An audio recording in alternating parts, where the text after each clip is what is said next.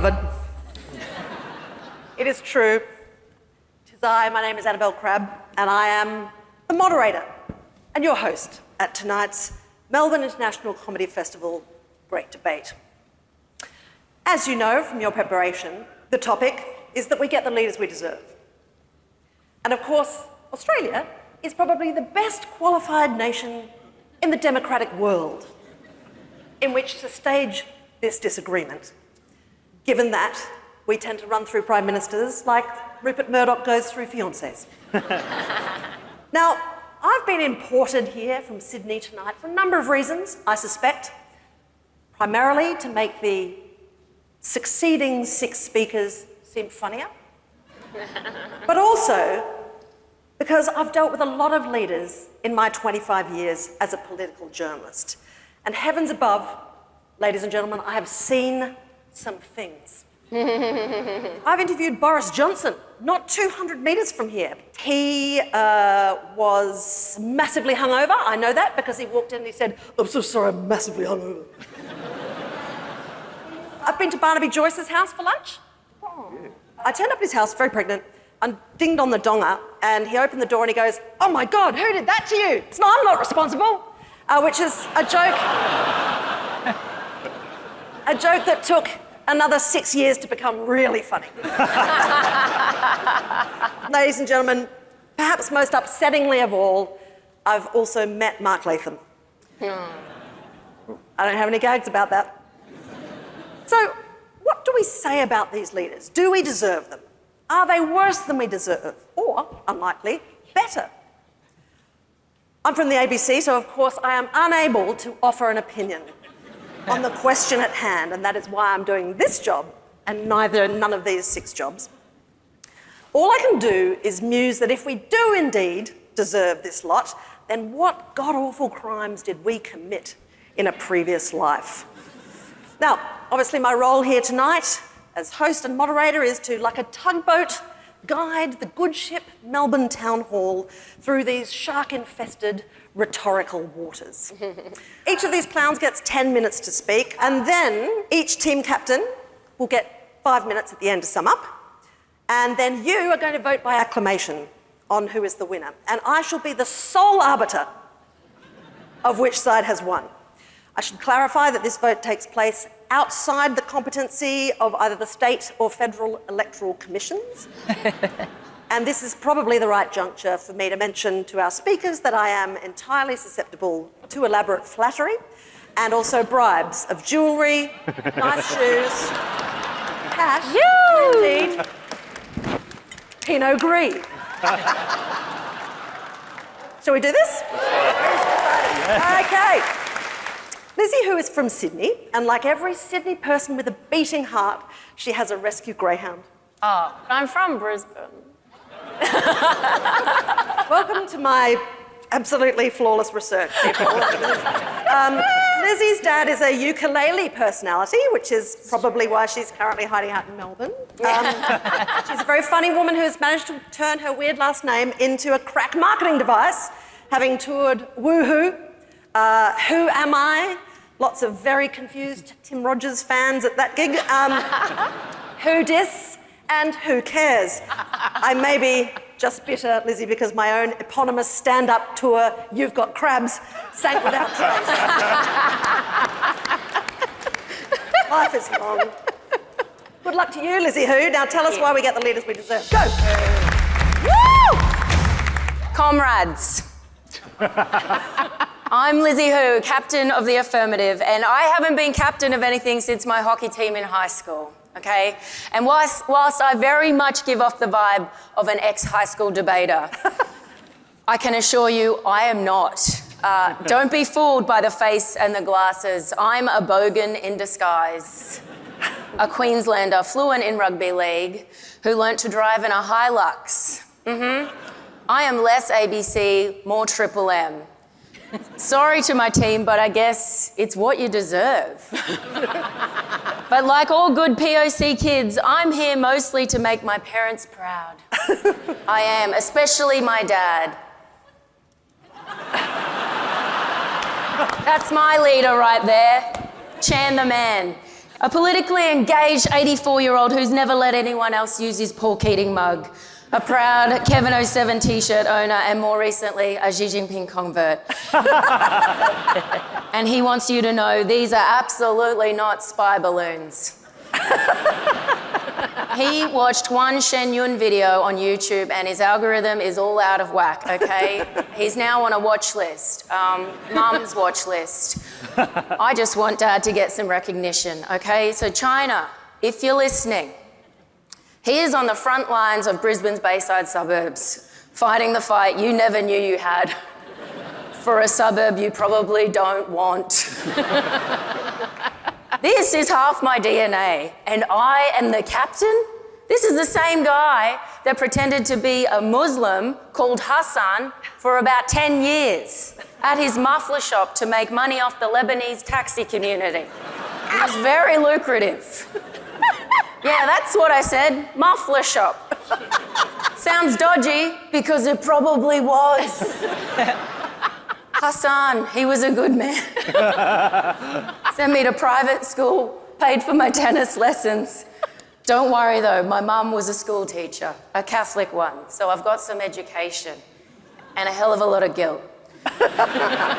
Tertiary educated people of Melbourne, Guardian subscribers and Prius drivers.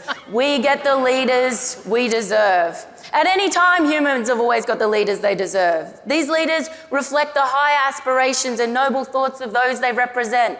Lincoln, Churchill, Arden, and closer to home, this guy. Indeed. So let's go. Put another crock on the Barbie. Especially in democracies, our leaders have been kind enough to give us the opportunity to vote for one of them. You know, in North Korea or Iran, you couldn't say that the people are deserving of their life because they don't have a choice. But we have a choice in Australia. We get boring, uninspiring sycophants because that's who we are. I've never seen a chicken korma so white or so raw. Americans get brash, ego-driven know-it-alls because that's who they are.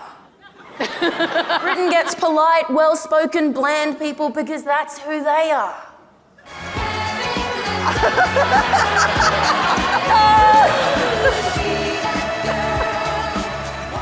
I think the most exciting thing that happened in politics in the last 10 years was when Julie Bishop wore no pants.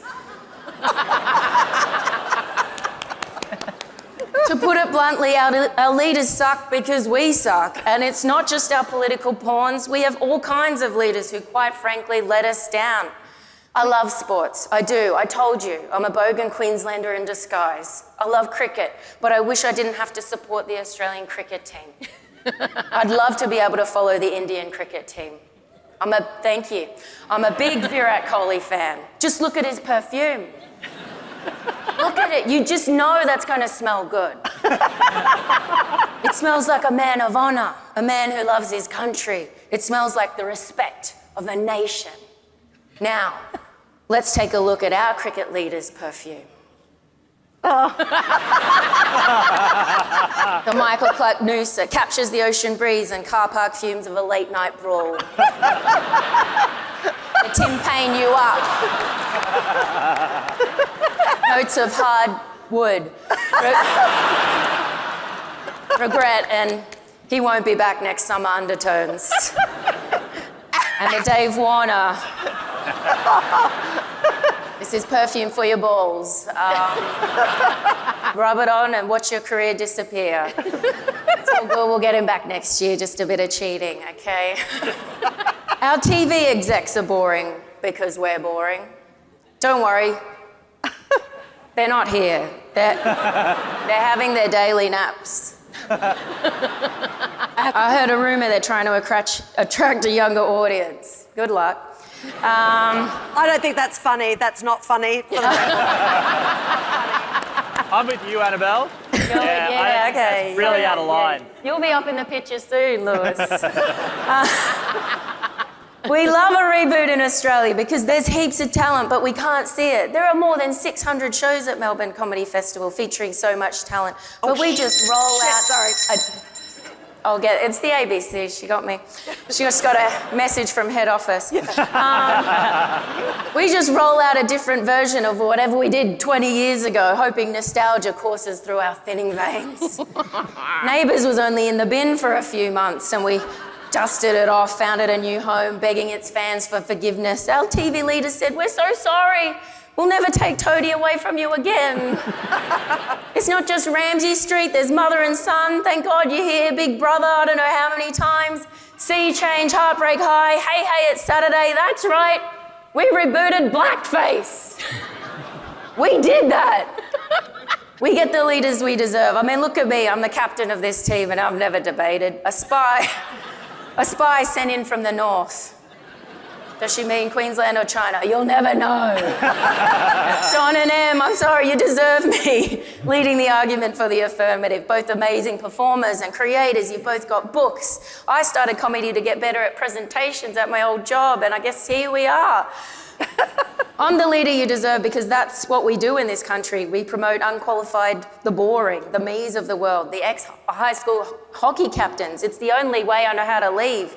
To my team, let's go hard and hit them in the shins. Don't be afraid of a little hip and shoulder, play fair and dirty, and to the negative team, keep your mouth guards in. Thank you very much, Lizzie. We'll be hearing again from Lizzie after everybody else to wrap up for the affirmative. But for now, we turn our attention to the negative. And the first speaker for the negative is Lewis Hobba, who also works for the ABC and did not think that that series of jokes was amusing. So Lewis has worked at Triple J for so long that the ACCC is currently engaged in an action against the ABC for continuing to describe Triple J as a youth network. So why don't you tell us why we don't get the leaders we deserve? Thank you, Annabel. Today is Easter Sunday. So is it cool if I rap with you a little about a guy who I think would have made a great leader? His name was Jesus Christ. He cured the sick. He turned H2O into booze to go. And let's be real, the guy was a total snack. Damn, Jesus can get it. Jesus was exactly the kind of leader we deserve. But did they let him become a leader? No. They did the most horrible thing you can do to a person. They let Mel Gibson direct his biopic. Do we get the leaders we deserve? Of course we don't.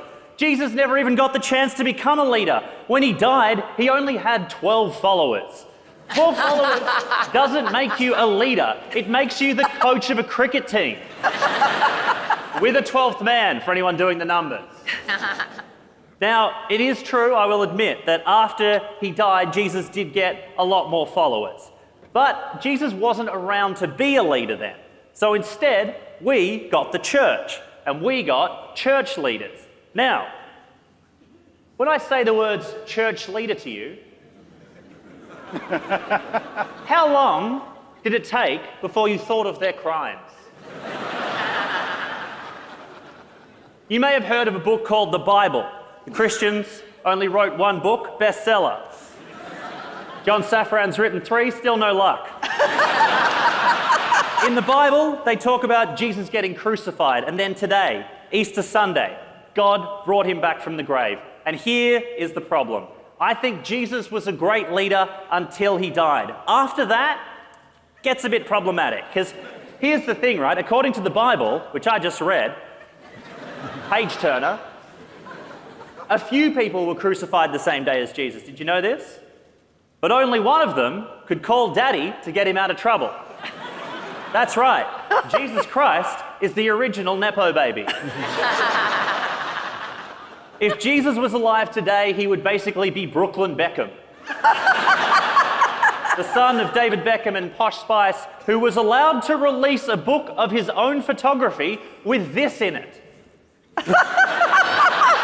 Elephants in Kenya. So hard to photograph, but incredible to see. Yes, Jesus getting brought back to life on Easter Sunday was the first and last case of Middle Eastern privilege.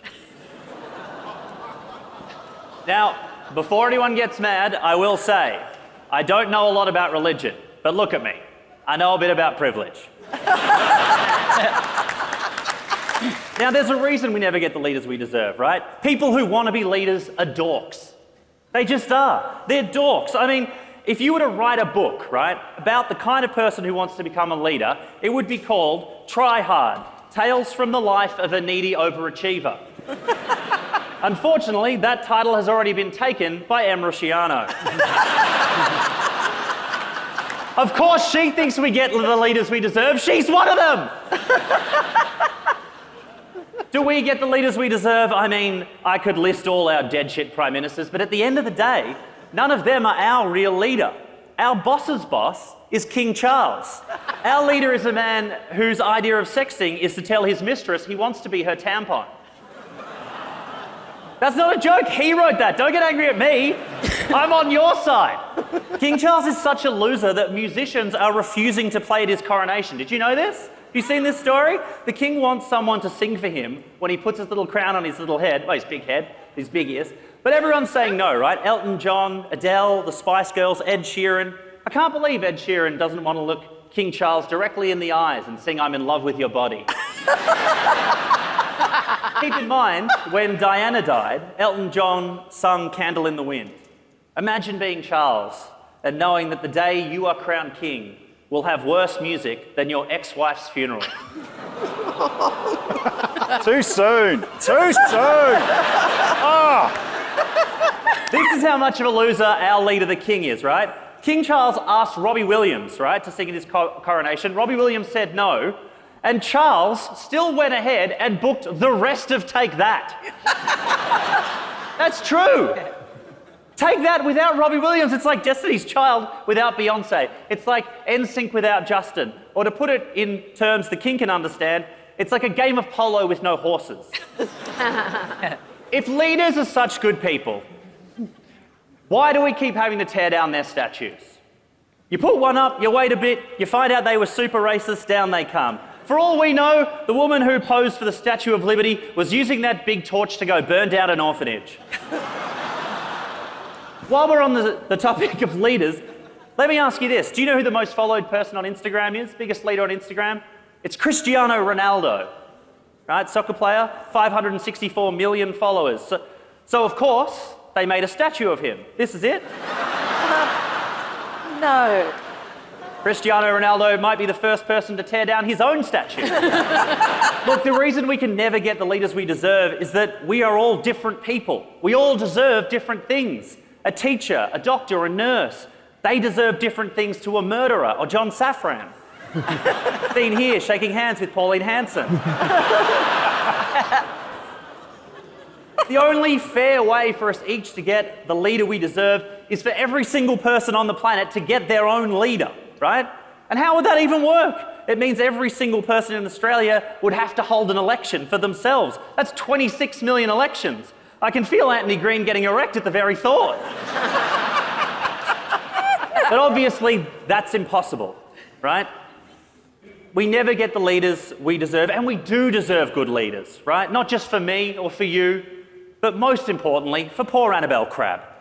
I mean, every time we elect some new numpty with shit for brains, Annabel has to have dinner with them. You know that question, who would you invite to your dream dinner party? Kitchen cabinet is the opposite of that. I think you deserved better. I think we all do. Thank you very much. Listen, it's good that you wound up when you did, because I completely forgot to look at the clock, and I was so entranced by your concept of 26 million separate elections and what that would do for Anthony Green that I forgot to... Anyway, John Safran is a skinny man who appears to have spent the majority of his prolific television and writing career trying to get beaten up, sometimes successfully. He's been beaten up by Buddhists in Japan, and do you know how hard it is to get a Buddhist to thump you? He's had the demons belted out of him by an American exorcist. He tried to join the KKK, which is something not many Jews kick off their bucket list in a lifetime. Would you please welcome him? John Safran. We, the team for the Affirmative, hold the strong belief that we get the leaders we deserve. Why? Because we are complicit. We enable them. I'd like to hone in on thought leaders, celebrity thought leaders, those musicians, actors, and reality television chefs who have taken over the space previously occupied by scientists, historians, and other stuck-up book readers. We get these dubious thought leaders because we're spellbound by the magic dust of fame sprinkled over them, and let them run their mouths off without countering with a fact check. Let's take Kanye West, aka Ye, the billionaire artist and entrepreneur with millions of fans across the globe who hang on to his every word. Ye describes himself as not only the greatest artist of all time, but as a thought leader. Late last year, he came up with a thought. We should love Adolf Hitler. Now, Hitler's a divisive figure, so this sparked outrage. But his proclamation was merely the end point of a months-long, non-fact-checked lecture Kanye was offering the world about the Jews. He began by telling us that Jewish bankers were screwing him over in his business deals with Adidas. And he boldly named these Jewish bankers on his Instagram. We've got the managing director of JP Morgan Chase, the largest bank in America, a man called Bill Gross. We've got the CEO of JP Morgan Chase, Jamie Dimon, and several other senior executives. So I thought I'd find out more about these Jewish bankers and checked out their bios on the JP Morgan Chase website. So first with Bill Gross. Bill is active within the Greek Orthodox community and proudly holds the title of Archon of the Greek Orthodox Church. So Kanye's first Jewish banker is in fact a Greek Orthodox Christian. So let's move on to his next target, the Jewish CEO of the bank, Jamie Dimon. Yes, turns out he's a Greek Orthodox Christian too. In fact, no banker on his list of Jewish bankers was in fact Jewish. And I think there's an important lesson to learn here. Greek people are shifty and can't be trusted.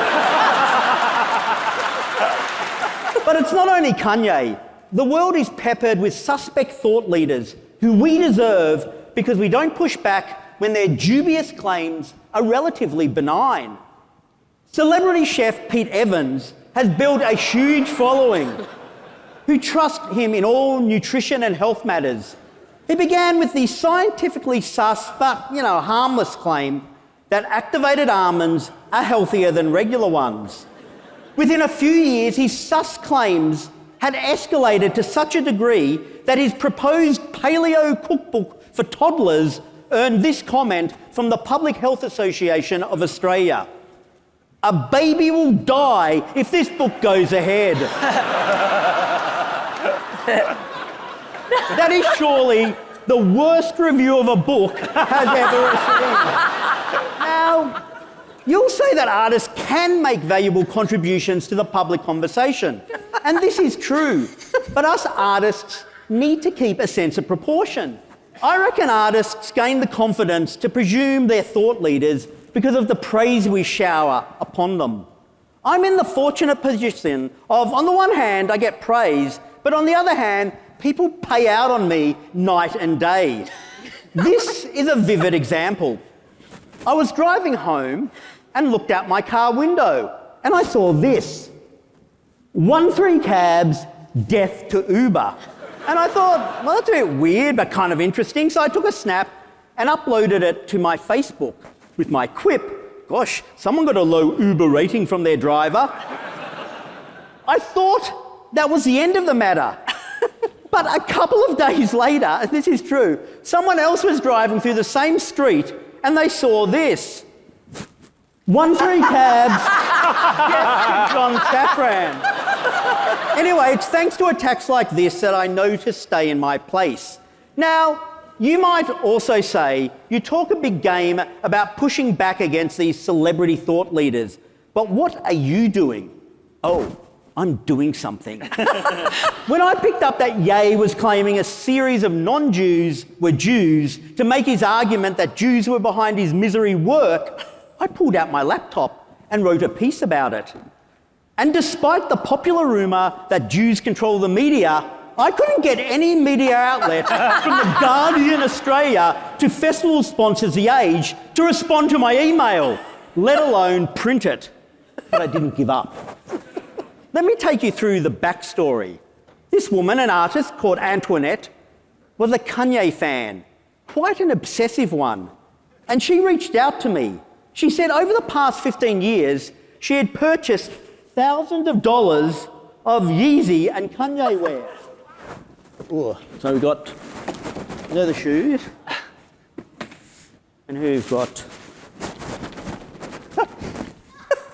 But now that Kanye had become a hype man for Hitler, she didn't know what to do with all the drip. So me and Antoinette, we bashed our heads together and came up with something. We found a costume tailor. Oh, we've got her here. Yes, we were going to upcycle Yeezys as Jewish skull caps. What I like to call a Yeemuka. And that got the story out that Ye was bullshitting that a series of non-Jews were Jews. But until we start pushing back on celebs, fact-checking when they start running their mouths off, we will remain complicit and continue to get the leaders we deserve. Thank you. I tried to put some words together to describe Jordan, but then I realised that the best thing for me to do would actually be to read out Jordan's self-description, because it is so much better than anything that I could manage. So she said, I'm a working-class Essex bird who's grafted for 2 decades for my moment in the sun. And I'm damned if your misdirected frustration is going to stop me finishing what I started. I am Joe Exotic, lip-syncing on the bonnet of a police cruiser. I am the fucking Lizard King. I can do anything. Don't agree? I'd like to say none of that was true, but that was bang on, word for word, exactly what I said. It is an honour to be up here with so many incredible comedians and John Safran. Never met the man, but I'll take the last rock and get him. We don't get the leaders that we deserve, but we are shockingly willing to follow the next best thing. People seemed willing to follow Pauline Hanson to the ends of the earth, which is ironic given how she actually feels about immigration. Trump supporters seemed almost willing to follow that man into the sun, but only because his complexion would suggest that he's already been there once and survived the trip. The world is facing war, a cost of living crisis, killer viruses, and a worrying spike in artificial intelligence.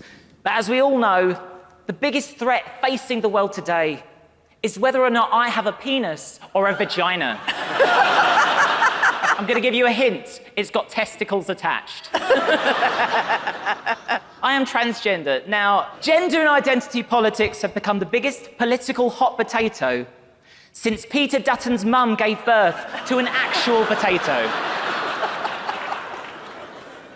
Perhaps you're thinking, Jordan, take the piss out of your own politicians. And I would, but I've been outside the UK for 2 weeks now, and there's absolutely no way of actually knowing who the British Prime Minister is at any given moment. It might even be me. And therein lies the inspiration for this speech. Now, I'm not a particularly political person. I do lean to the left, as you could tell if you saw me naked. But when I landed in your beautiful country, there were some Nazis here. Some actual Nazis protesting transgender people on the steps of Parliament. And it got me thinking, why are they so angry about my genitals? And then I realised what it is. They are threatened. Because, of course, Hitler only had one ball. So So technically, I'm twice the guy that Hitler was.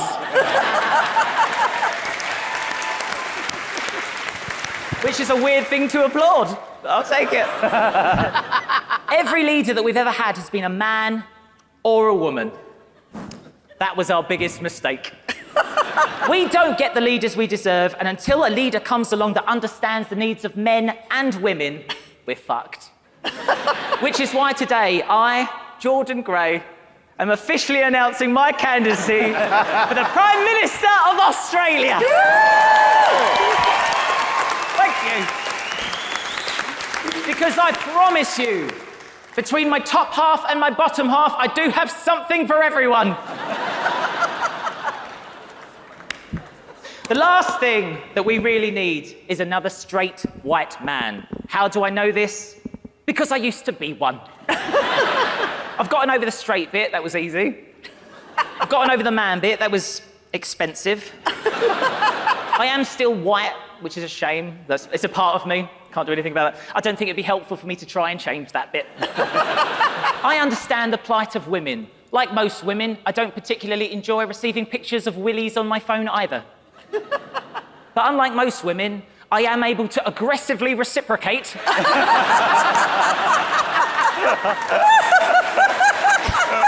I understand the plight of men.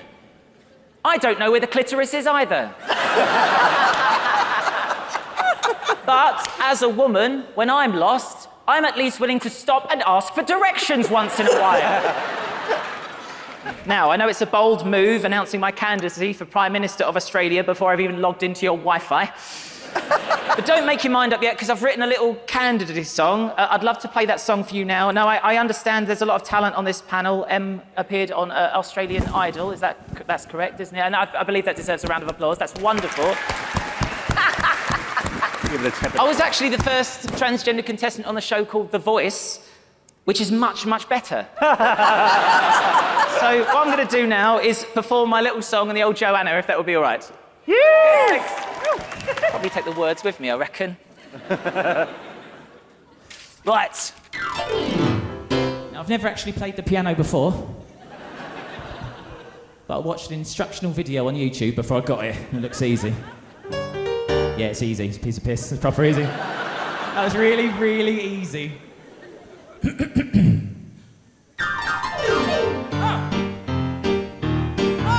So what?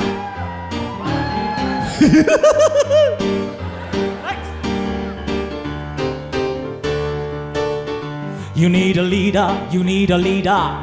Someone to lead ya, someone to feed ya.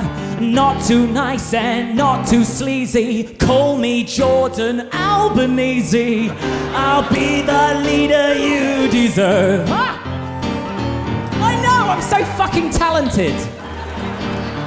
You need a leader who's the best of both worlds, to represent both the boys and the girls. Jacinda's grace and Hitler's panache. You need a woman who can grow a moustache. You need a leader who can take all the hits and stop a bullet with her silicone tits. Let me be the leader you deserve. Make some noise, Melbourne. Don't let my penis come between us. There's a chance I might be Jesus. I'll be the leader you deserve.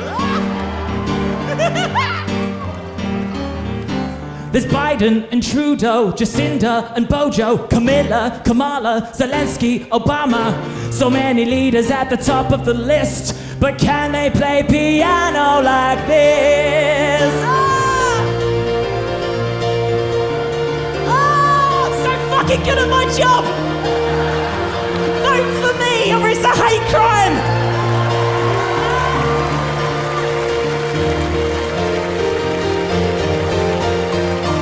Fuck the Nazis!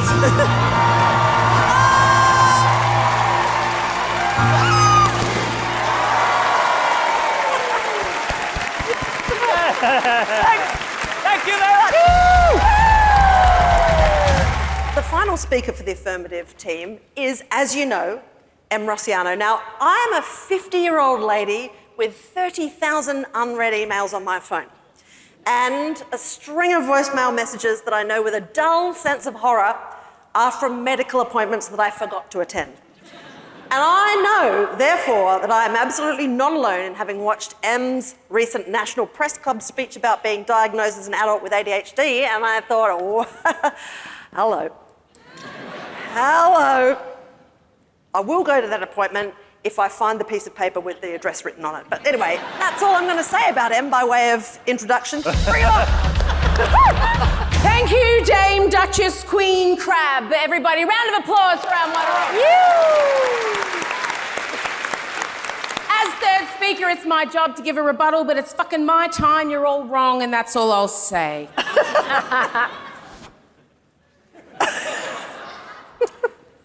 Do we get the leaders we deserve?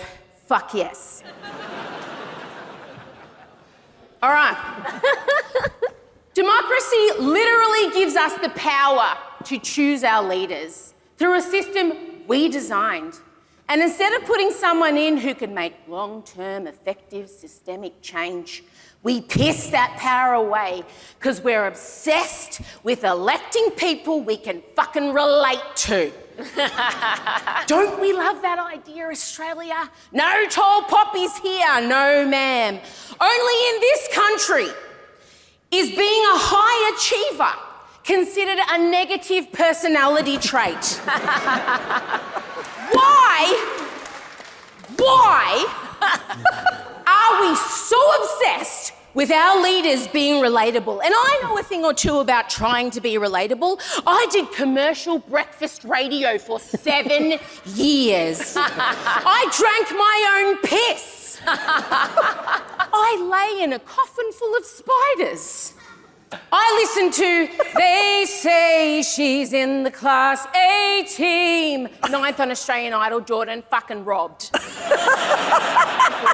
My only job was to constantly remind our audience that I was just like them, so we'd rate, oh, I'm so relatable. I'm just a suburban Aussie battler mum with kids, you know, grocery shopping, you know, oh God, so boring. And it worked. We were #1 for 5 fucking years. Because I'm so relatable. Except I'm fucking not. I am a first-generation Italian autistic dyslexic ADHDer who can sing, dance, act, paint and write. I speak 3 languages. I was an internationally ranked athlete. I have sold out every major theatre in this country. There are entire Facebook groups dedicated to hating me online. I am actually nothing fucking like any of you.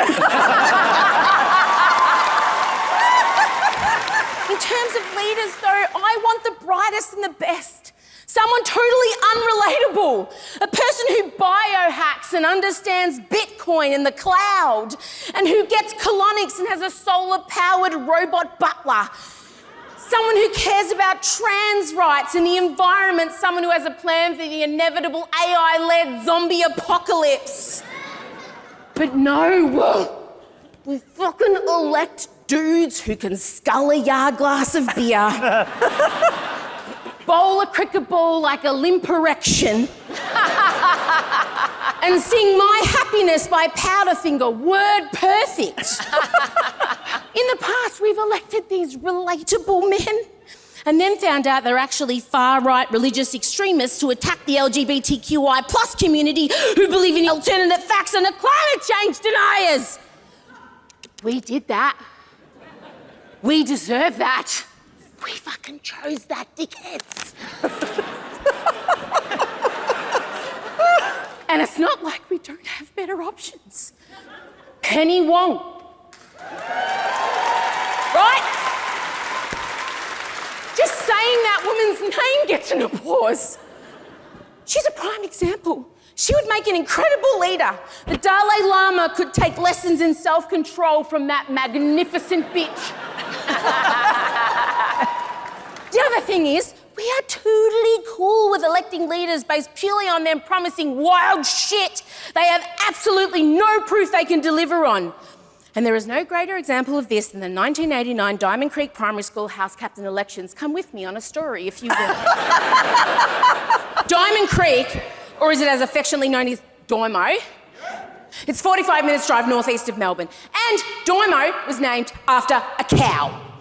Legend has it that a farmer who was presumably quite influential in the town lost his prize heifer in the creek that runs through it. He was so devastated, he named the entire place in her honour. I attended Dimo Primary, and our logo, as demonstrated by M, was a circle smack bang in the middle of our chest. Inside the circle with some squiggly lines representing the creek. There's a tree, and in the fucking middle, you will see Diamond taking her last breath. I was not a popular kid in primary school. Didn't have any friends, but I was good at sport, and Aussies love sport, right? And I had a chance in these elections because I dominated on House Athletics Day. The main reason I wanted to win was because of Brett Smith Pike. He was running unopposed, and I had a horn on for him. My only other opponent was Chloe Daniels, who was totally qualified for the job. She promised to improve the school guinea pig feeding roster. We'd lost 6 alone in that year, RIP. I knew I couldn't compete on merit alone, so I resorted to promising a bunch of bonkers shit that I had no intention of delivering on. Sound familiar? Melbourne, I won that election, and not because I deserved to. I won because even though deep down most of those kids knew I would never be able to deliver on the things I promised them, the desire to believe that maybe I could give them the things they desperately wanted won out over the things they really needed. But I did manage to deliver on one promise though, and that was getting the Coca-Cola yo-yo stunt team to pay a visit to our school. Did the class at 1989 Dimo Primary get the leader they needed? Fuck no! The next year was watership down for the guinea pigs at that school. But did they get the leader they deserved? Fucking oath, Melbourne. Thank you so much. So James Nokise, who's our final speaker, as I mentioned, is from New Zealand. If he does well this evening, we will claim you as Australian. You know how it works. And I have nothing more to say, really, because I'm so eager to hear what you say. James, could you please close this case out for us? Always good to be the anticlimax of the evening. Don't worry, I know I'm the least known, but culturally I'm just here to provide funding for the festival, so let's all... Kia ora, kia ora. Kia ora, talofa lava, bulavanaka, malolele, kia orana, or as our leaders in the Pacific say, hello and bonjour. Annabel, it is Easter. I bring you warm Pacific greetings, or as our people would say, may the blessings of Dwayne "The Rock" Johnson be upon you. I have no idea who you are, but I can tell from your face that you have witnessed horrors. I don't really know who any of these people are. Lizzie, I don't actually have any jokes about Lizzie Hoo. You seem very cool. I know you're a hard-working, talented comedian from our mutual friends, and I think it's very underappreciated how you hide that from the audience. I do have one small complaint, though. Lizzie hosts this very fun-looking, like, dream holiday show called Escape To. And a couple of weeks ago, they did an episode, I don't know if you saw it, called Escape to Perth. Lizzie, I have lived in Perth. You do not escape to it. You escape from it. If you are escaping to Perth, you are fleeing something else. Em, of course, you worked in Perth. We worked there for many years. She said I drank my own piss, and you all went, oh, yep, like it was nothing. That's classic Em, classic Em. And of course, there's John. Look, are we really going to continue with this whole cheap character comedy charade? Like, I'll be honest with you, I enjoyed Chris Lilly. Like, I got on board with We Can Be Heroes, and like most Pacific people, I jumped off with Jonah from Tonga. But Chris, this whole new Jewish character thing, mate, it's very offensive, all right? I don't... James. This isn't going to get you back... What? James. He's definitely Jewish. Like, Yeah, that's He's even real. I know that. He's yeah, real. Yeah, he's definitely real. That's real? That's not Chris Lilly. That's actually a guy called John Safran. Yeah.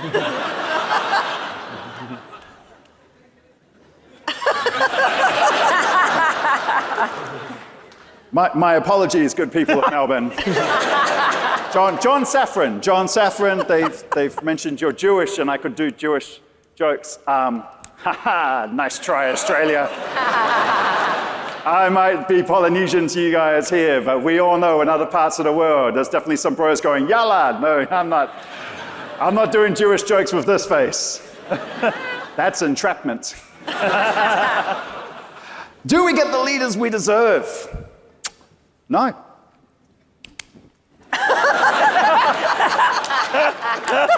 Look, Lewis already mentioned King Charles, and let's just give a shout out to KC3, okay? Like, the dude, he got to the top the right way. He just bided his time. He only spoke out about things like the environment. He kept his kids away from Prince Andrew. He never mentioned anything about his mum killing his ex-wife, and now...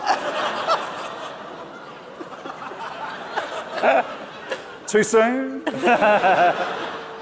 Now he's King Charles. Oh, it feels good to hear it, doesn't it? And of course, cometh the Charles, cometh Camilla. And yes, I meant to say it like that. Enjoy that visual later on this evening. I don't know if you're aware, but for the past decade, Camilla has been an honorary colonel in the Australian military police, which I believe is the harshest punishment that is allowed. What's all the more galling about this all, though, with Charles, is that New Zealand and Australia, we already have someone who could be a king to fight this dinosaur of a man and this dinosaur of an institution. Sam Neill! I mean, what is the point of a king? It's not to make decisions, it's to just meet people and shake hands. Who doesn't want to meet Sam Neill? The only other thing he does is smash a bottle over a ship. The man owns his own winery. We've just lost our unofficial queen, Jacinda Ardern, or Auntie Jacinda, as she's known in the streets, Jesus, as she's commonly styled. Jacinda the Kind, as she is sometimes known, as in during a pandemic, kindly stay the fuck away from our country. Now, you may think we deserved her, but actually, even though New Zealand is the Ted Lasso of countries, I think we deserved better. Because you see, in the middle of the pandemic, we had a referendum to legalize marijuana. Why was that a priority? Because New Zealand, that's why. And it was close, and Jacinda could have turned a tide, but she held off and then came in at the very last moment like a cool replacement teacher and went, oh, actually, I do like a smoke. I paraphrase our Prime Minister. And it's hypocrisy on New Zealanders, because we should have known that she likes a bit of weed, because before she was the PM, she was an MP who was also a DJ. And her fiancé is a spear fisherman, which is just a stoner with a gun. And if I told you that I had a couple of mates and one was a DJ and the other one was a spear fisherman, you would know that is where I buy my drugs. Now look, I have to skip over all of your politicians, much like you would like to do as well. And the thing is, you didn't deserve any of them. You didn't deserve Pauline Hanson, but you got her anyway. Some crime was committed in Ipswich for people to have Pauline Hanson show up there. Peter Dutton sort of makes sense because he's from Dixon and he looks like the son of a dick. Barnaby Joyce doesn't count. He's one of us. He's an attack. You shouldn't have bowled that cricket ball underarm in 1981. But I'll finish on this. The greatest point that I can make that we do not get the leaders that we deserve is our team. Because Jordan is clearly the best speaker tonight. Right? Jordan was nominated for the Edinburgh Comedy Award, has done the best show tonight, but Lewis is our fucking leader. The radio guy.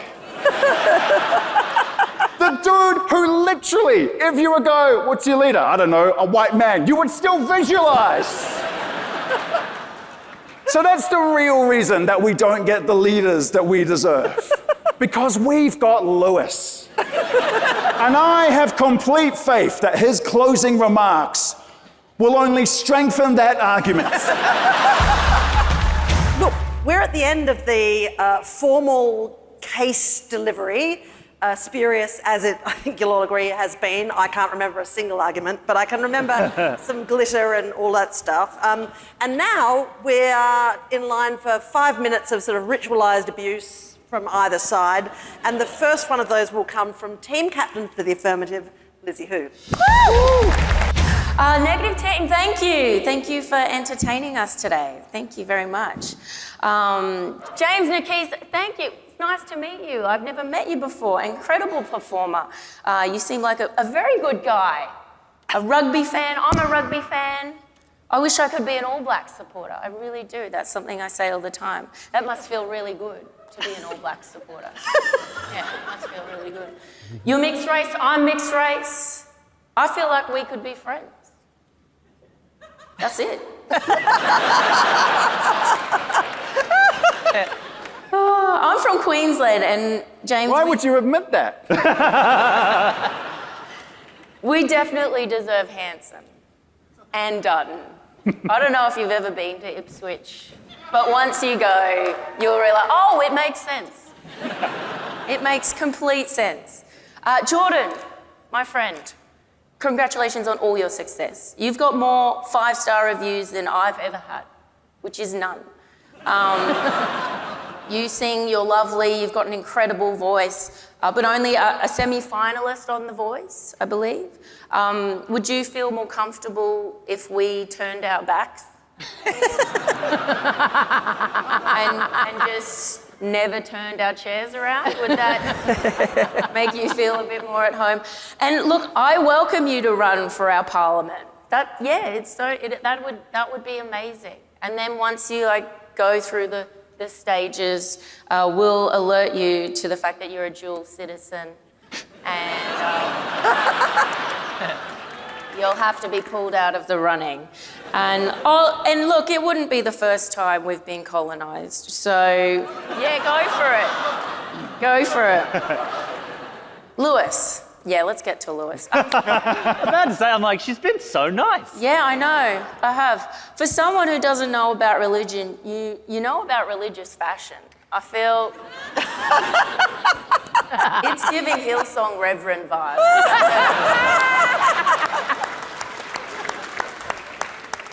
According to your bio, you're a radio presenter for our youth broadcaster, Triple J, TV presenter, and says here comedian. I just didn't know you were a comedian or youth. We met for the first time the other day, actually, and I think you could be the whitest guy I've ever met. I think the only way he could be any more white is if he was photographed on a yacht with a bottle of rosé with the caption, Lil Yachty.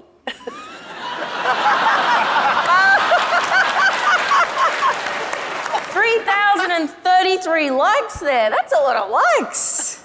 You could say the people want this mediocrity. My point is, like my team, you have a lot of revered comedians here in Jordan and James, and yet we continue to choose leaders that are unqualified just like me because we want them. We just want white and boring leaders, and that's why we get the leaders that we deserve. Woo! Now, I predicted that things were going to get vicious at this end of the proceedings, and I'm completely correct. I'd like to apologise for the way that you've been punished for being a straight white religious man tonight. I just feel like sometimes just political correctness goes too far. Don't you agree? I feel that way. Anyway, I think it's time for you to have a platform, my friend, because honestly, I can't stand by and watch this good man, an okay leader, who was selected on merit, as 95% of white male leaders always are. I can't stand to see this man silenced any further, and I won't stand. So come on up. Come on, little fella. Up you go. Thank you so much. Wow, I really was expecting it from them. I wasn't expecting it from James. Look, Lizzie said at the very start of her speech that we get shit leaders because we're shit, right? But, you know, I look at Jordan, I look at James, I don't see people who deserve bad things. I see two angels. You know, like, when they're not bringing joy to people around the world with their comedy, they're focused on their charity work. Did you know that? James runs a foundation for recovering Lord of the Rings extras. and Jordan, well, Jordan runs a refuge for wounded animals right there in her hair. Well, over here I see three of the most despicable people I've ever debated against. Sure, they're the only people I've debated against, but they're still garbage. We've heard some terrible points from the affirmative side today. I mean, I didn't hear anything that Lizzie Hoo said after the shocking admission that she's from Brisbane. I did notice that she said she started her comedy career to get better at presenting at her office job. And I know she recently quit her office job to do comedy full time, except for tonight, which was, I guess, a dinner break. Lizzie mentioned that her dad is one of Brisbane's premier ukulele players. Another thing you couldn't waterboard out of me. John Safran, Jesus. He spent his whole time whinging about death threats. Grow up. You know, white supremacists don't hate John because he's Jewish. They hate him because he's annoying. I know that people call you Australia's Louis Theroux, John. But Louis Theroux only hung out with Nazis for one documentary. You hang out with them so much, it's suspicious. Melbourne's Nazis see you more than they see their own kids. Jeez, it was great to hear from Em, wasn't it? I mean, one of Em Rusciano's claims to fame now is that she hosts one of Australia's most popular podcasts. That's like claiming to be one of the world's biggest miniature horses. Okay, we're at the end of the debate. I hear the bells. You've heard the arguments, you've heard the jokes, you've heard the songs. But I'd like to conclude with one thing we have not heard yet. Emotional blackmail. When you're thinking of who we are, who deserves a good leader, better than the ones we've had so far, it's not about us, it's about the future. And what represents the future better than a baby? No. Yeah, isn't she cute? That's Olive. Olive's 14 weeks old. What kind of leader does she deserve? Look into those eyes. What kind of leader? You know what? Let's step this emotional blackmail up a bit. Bring out the baby.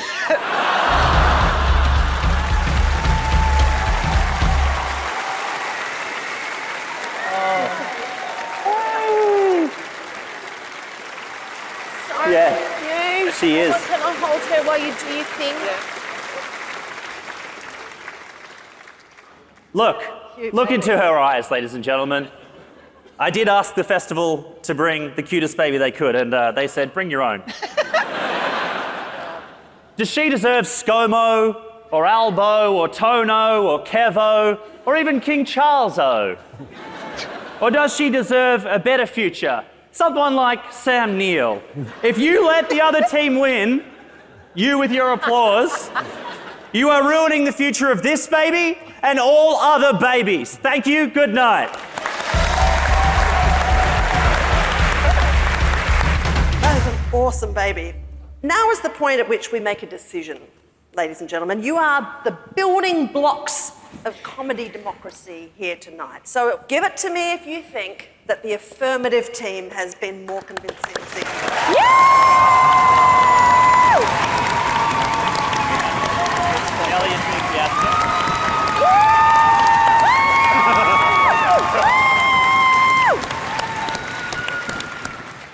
That was quite loud, but I have to count the fact that Em was also shouting, which is incredibly loud. Big it up if you think that the negative team has been more convincing.